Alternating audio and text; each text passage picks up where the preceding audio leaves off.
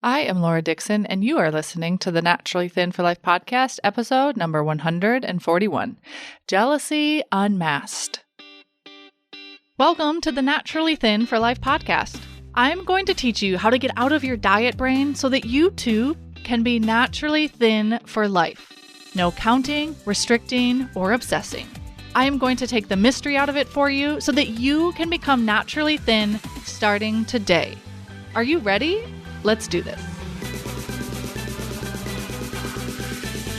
Hello, friends. Welcome to this week's podcast. I can't wait to talk to you about all things jealousy and how I think about jealousy and how I unmask jealousy, because I love understanding jealousy as simply a desire with a mask on. And so we're going to talk about what I mean by that and talk about how to use your jealousy to actually fuel you on your naturally thin journey in a way that actually feels good and not like jealousy, because jealousy doesn't usually feel very great.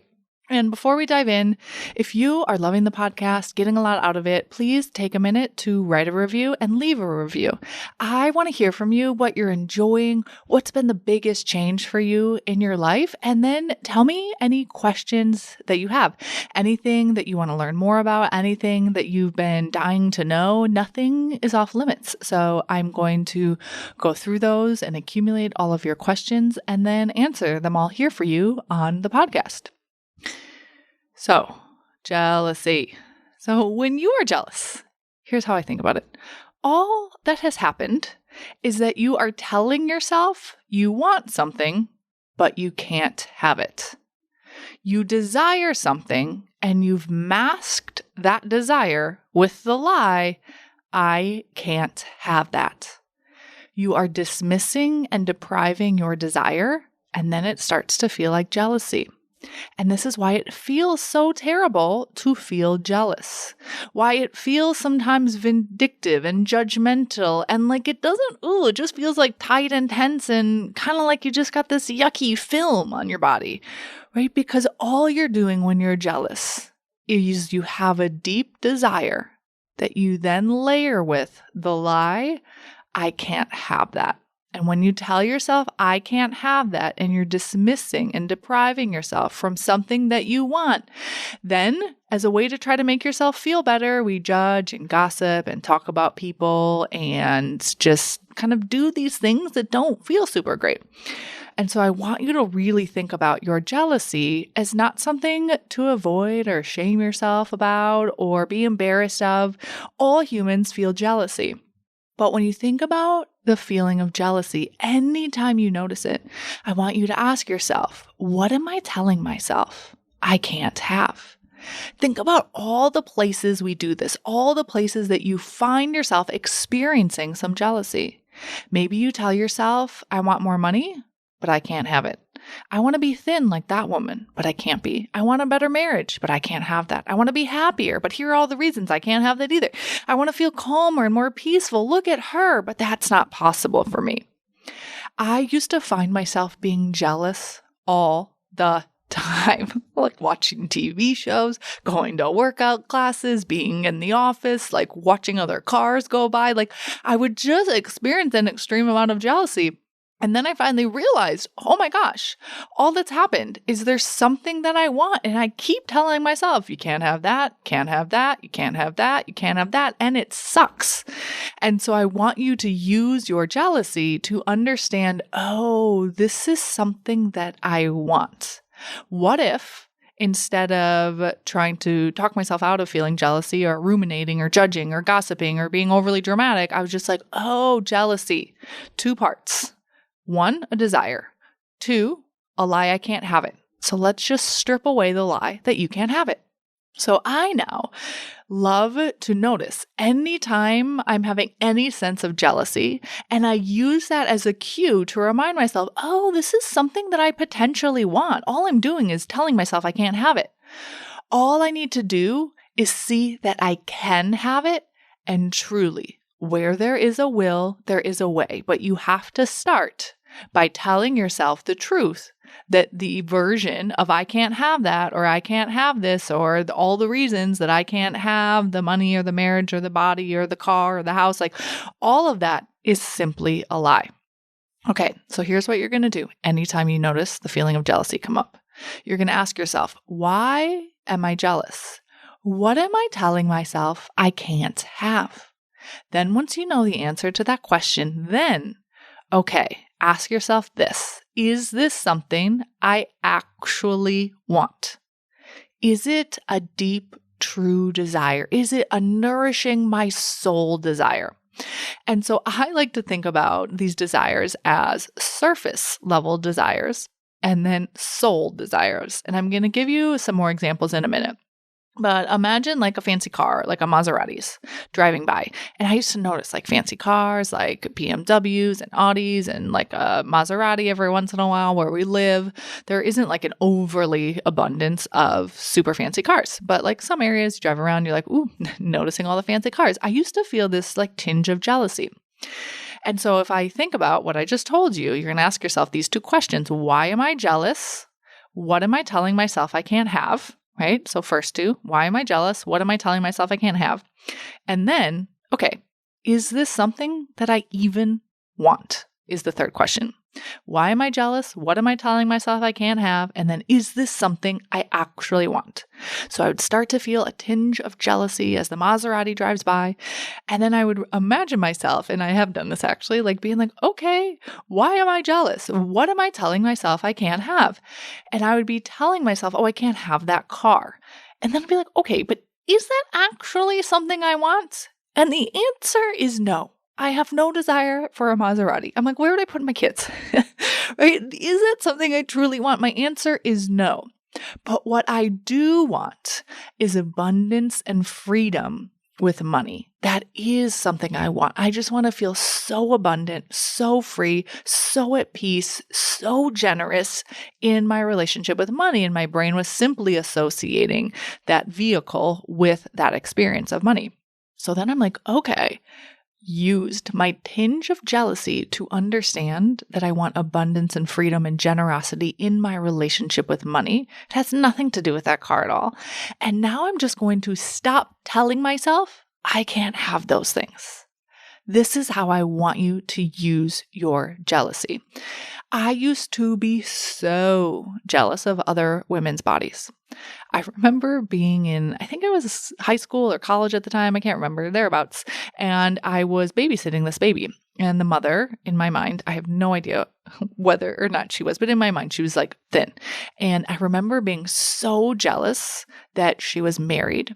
She had just had a baby. The baby was like under a year old, and she had what I perceived to be like the perfect body, this thin body. And I was telling myself, life's not fair, right? But in that jealousy, so I experienced jealousy.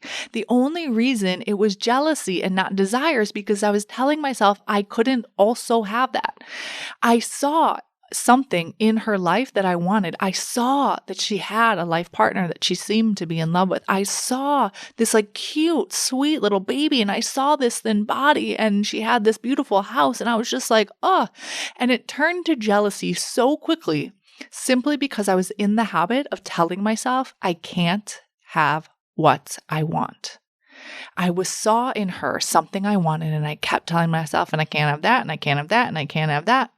And what I really wanted was I wanted a family. I wanted a life partner. I wanted to be thin. I wanted to enjoy my experience of life. And so, of course, I didn't do this in that moment because I didn't know this was possible. But in that moment, then it turned into jealousy. And I noticed my brain just trying to rationalize something had to be terrible in her life to make me feel better, rather than being like, oh, this is all available to me too in my life's journey if I want it. Like, and just imagining and dreaming and visualizing what that would be like, and just like soaking in that desire that I wanted for my life in that moment. That is not what I did. I sat and I was very jealous, and you'll never guess what I did.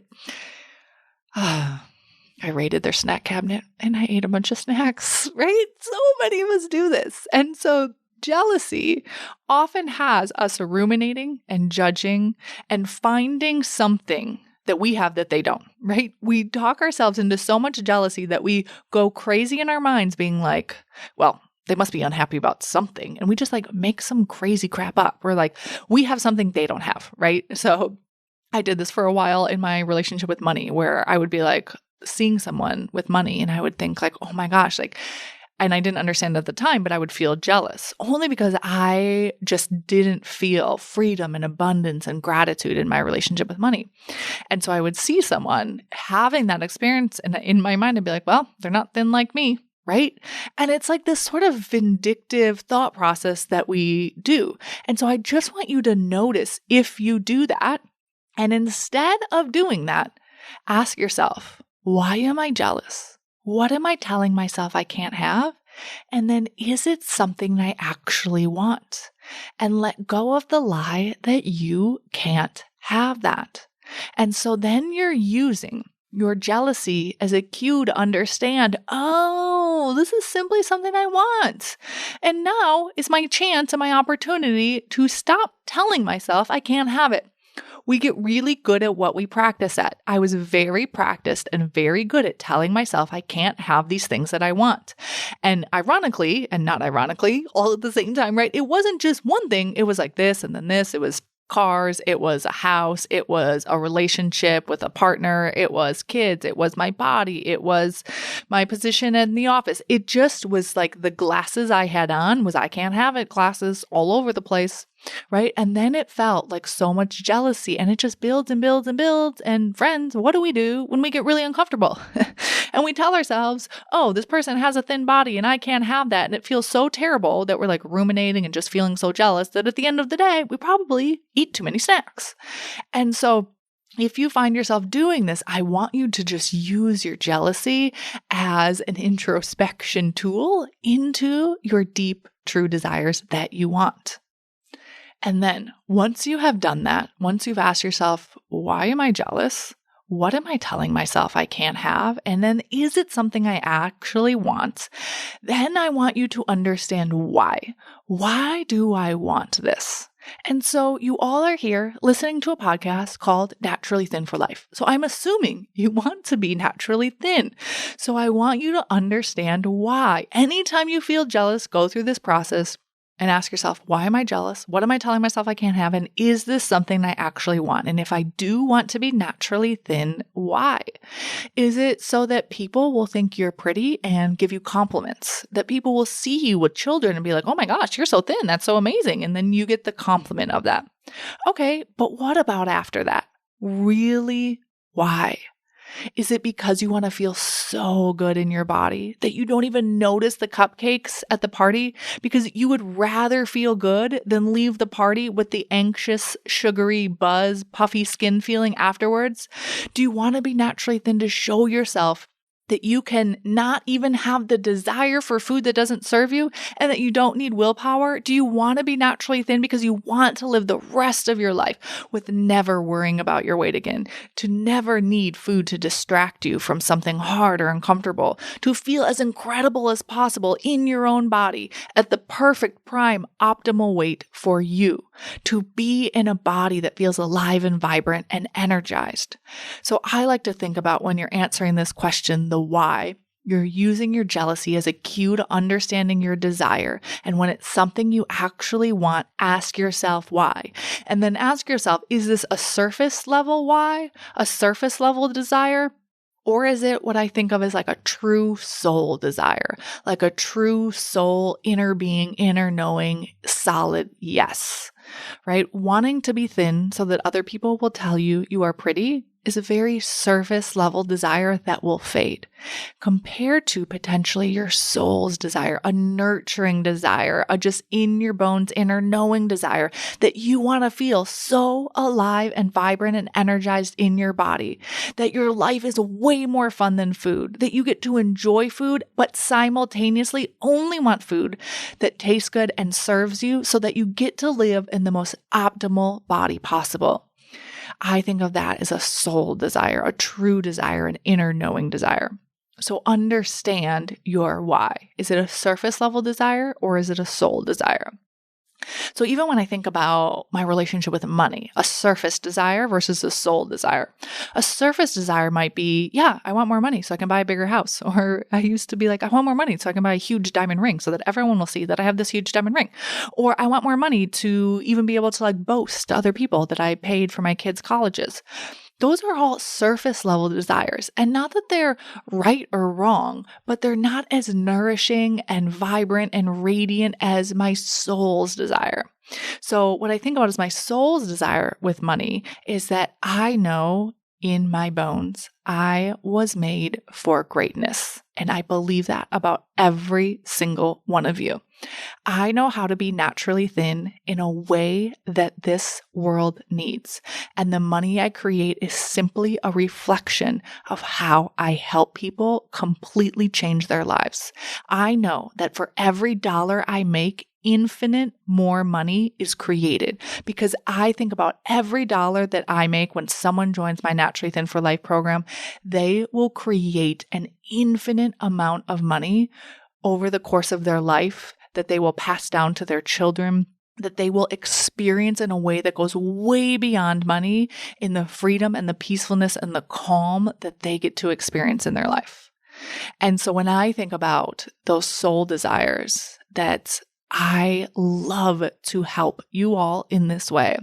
And I imagine the freedom and the peacefulness and the calm and the alive and the vibrance. There have been women that have had additional children because they've had the freedom of being naturally thin, because they were so afraid of having another baby and putting on weight and not being able to lose it. But once they had the freedom of being naturally thin, they actually birthed more humans. I just know that this is something that our world needs. When I think about my relationship with money, I think of it as a reflection of all of you stripping away this lie that this is something you have to struggle with. I think about all of the mental energy that is freed up and created for you in your life so that you can step into your own genius, to your own greatness, to fully live out your brilliance when you have not a thought or worry in the world about food and your weight.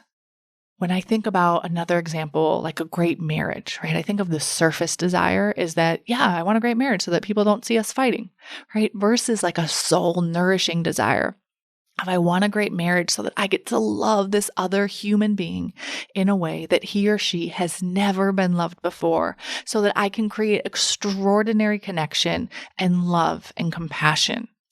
So I want you to use your jealousy in this way as a tool to understand your desires for your life, to stop telling yourself that you can't have it, and to understand your why, your surface desire, and then understand your soul nourishing desire.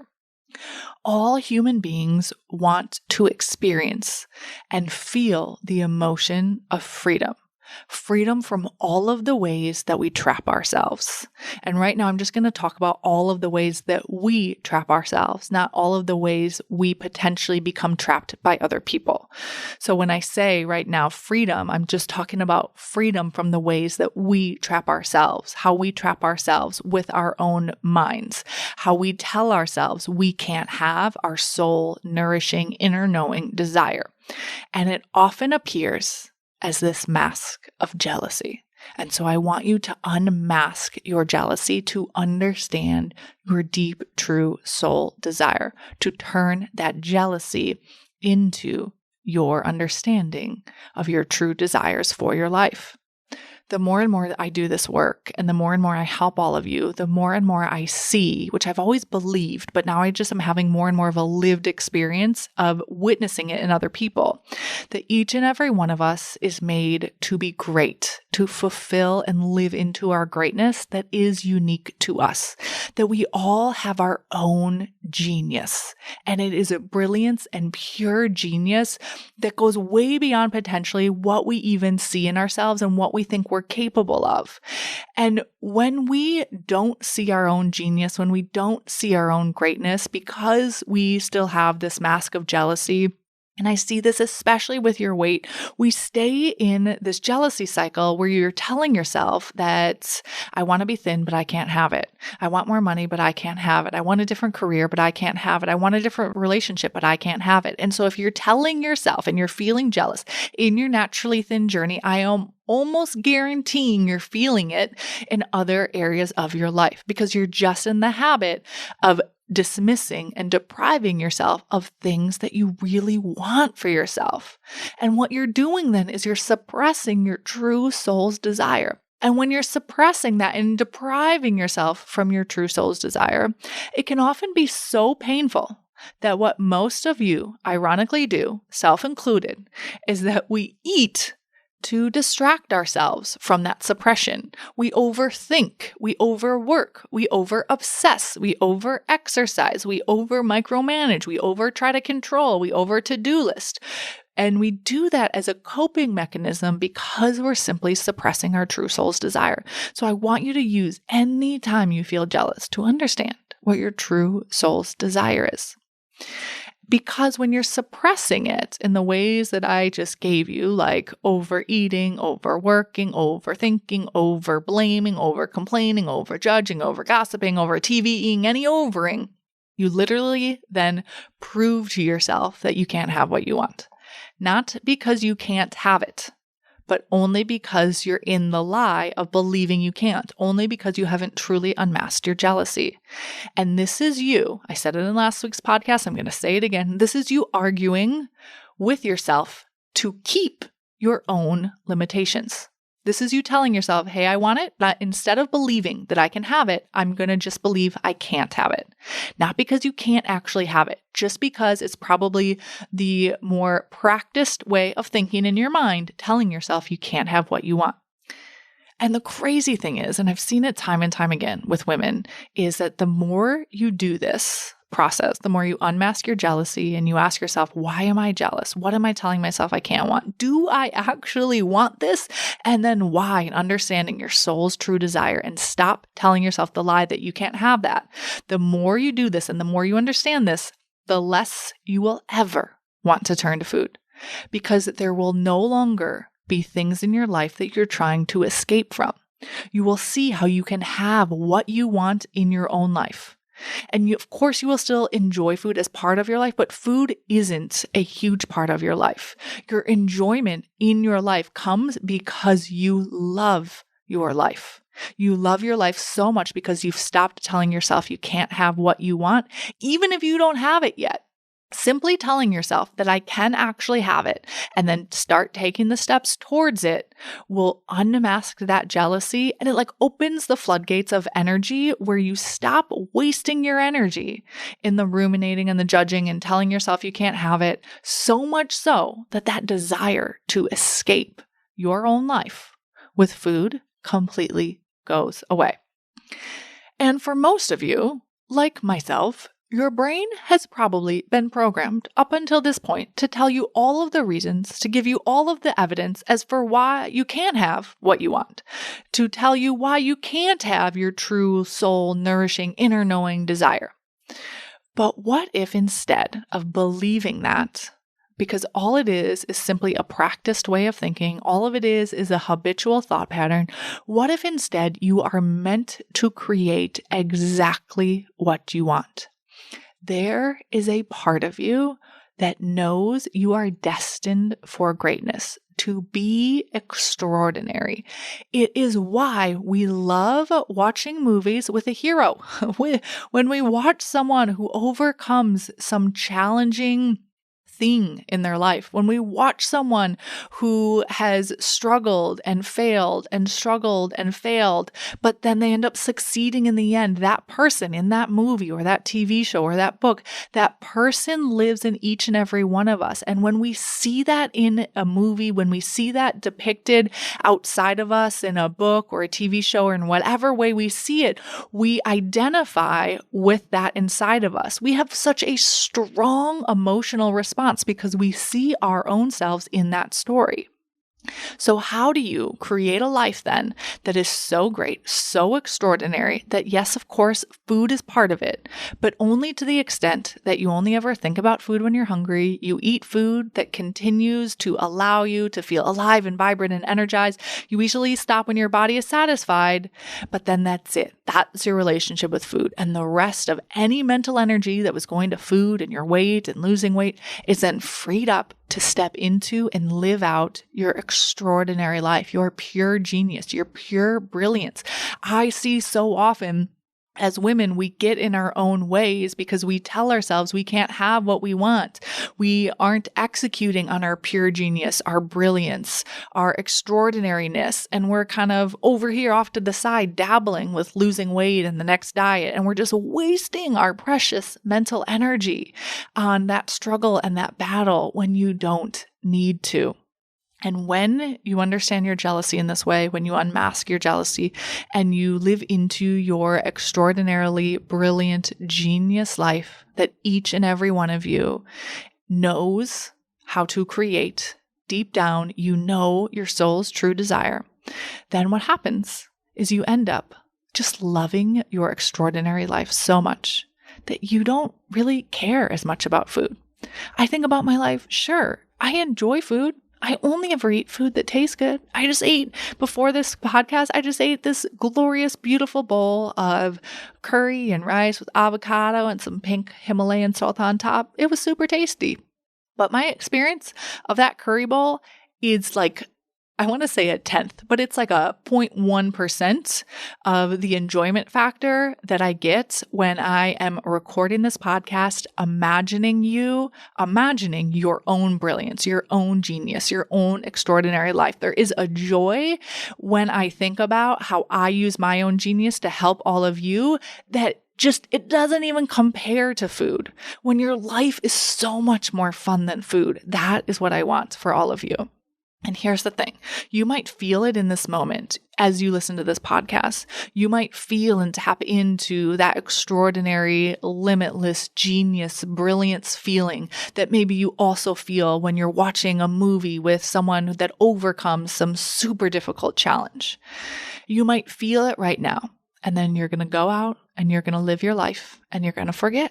And your job is to remember and remember and remember and remember and remember, to keep remembering that you are meant to live in an alive, vibrant, and energized body, that helps you live out your greatness, to live out your soul's desire, and to never let jealousy take over.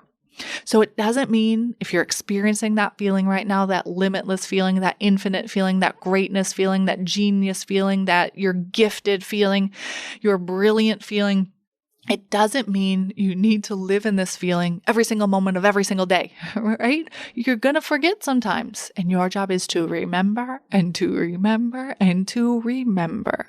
To remember what you want and why you want it. To remember that you want to feel alive and vibrant and energized in your body, even when the scale goes up. Even when you're with your girlfriends talking about the latest diet. Even when you're blaming your mom for her eating habits and that's why you struggle with your weight. Even when you're looking at other women telling yourself you can't have a body like hers. It's your job to catch yourself in those moments and to put a pause button on and to remind yourself that you can have what you want and to stop telling yourself you can't. To remember that you know you are meant for greatness, battling with your body, obsessing about your weight, feeling physically uncomfortable. That is not how you are meant to spend your energy. And this is why I believe so deeply and so strongly in the journey to becoming naturally thin and in the program to be naturally thin for life, because I know I created this program for you so that you can release yourself from this battle, from this obsessing, so that you can free up your mental energy, so that you can stop telling yourself you can't have what you want, that you can't have the naturally thin body, that you can't have the freedom of being naturally thin. I created this podcast and that program so that you can show yourself through your own lived experience, that you can have the ease and the effortlessness of being naturally thin, so that you can witness it in other women, so that you can see how possible it is for you and how close it is for you, so that you can free up that mental energy so that then you can stop wasting your mental energy on your battle with your weight, obsessing in your mind about the food and the scale and the clothes and comparing yourself to other people, so that you can stop doing all of that. You can then use that freed up mental energy to live out your greatness, to live out your pure genius, to live out your brilliance in the way that is unique to each and every one of you. So I want you to use your jealousy as a cue to understand your true soul's desire, and to remind yourself and remind yourself and remind yourself and remind yourself that you can stop arguing for your own limitations, that you can actually have what you want, that you are already extraordinary. You are already pure brilliance. You are already pure genius. You just need to remind yourself that it already exists in each and every one of you. All right, my friends, have a beautiful week. I will talk to you all next time. Friend, if you are loving what you are learning here on the podcast, you have to come check out my Naturally Thin for Life program. It is my on-demand lifetime access program where I teach you brand new concepts not taught here on the podcast. And I will walk you through exactly how to implement all of the tools I teach you here so that they become just a part of you. You will learn exactly how to understand your specific brain and your specific body so that you become naturally thin for the rest of your life and you no longer struggle with your weight. Inside of the Naturally Thin for Life program, you can also receive live help so that you consistently make progress and reach your goal. I will teach you how to accelerate your naturally thin journey in a sustainable way so that the change becomes permanent. The best part is that it's risk-free. You either love it or I will give you your money back. If you are ready to finally be naturally thin for life, join us at lauradixoncoaching.com/work with me. That's LAURADIXON coaching.com and click on the Work With Me tab. I cannot wait to see you there.